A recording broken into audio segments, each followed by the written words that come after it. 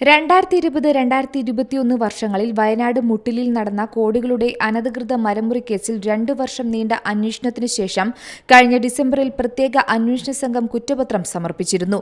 ഇതിൽ CC 1588/2023 number കേസാണ് ഇന്ന് കോടതിയിൽ പരിഗണിക്കുന്നത്. വയനാട് വാഴവറ്റ സ്വദേശികളും സ്വകാര്യ ചാനൽ ഉടമകളുമായ റോജി അഗസ്റ്റിൻ, ആൻഡോ അഗസ്റ്റിൻ, ജോസുകുട്ടി അഗസ്റ്റിൻ എന്നിവരടക്കം 12 പേരാണ് കേസിലെ പ്രതികൾ.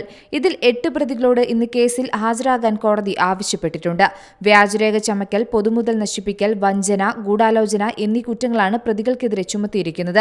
പോലീസിനും റവന്യൂ വകുപ്പിനുമൊപ്പം കള്ളപ്പണം വെളുപ്പിക്കൽ നിയമപ്രകാരം എൻഫോഴ്സ്മെന്റ് ഡയറക്ടറേറ്റും പ്രതികൾക്കെതിരെ അന്വേഷണം നടത്തുന്നുണ്ട്.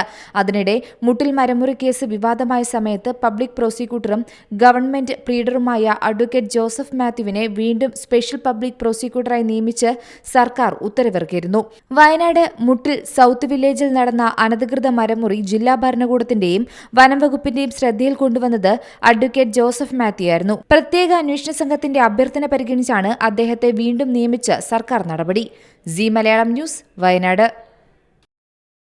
ഏറ്റവും പുതിയ വാർത്തകളും വിശേഷങ്ങളും വിരൽത്തുമ്പിലറിയാൻ സി മലയാളം ന്യൂസ് എല്ലാ ഡിജിറ്റൽ പ്ലാറ്റ്ഫോമുകളിലും ലഭ്യം.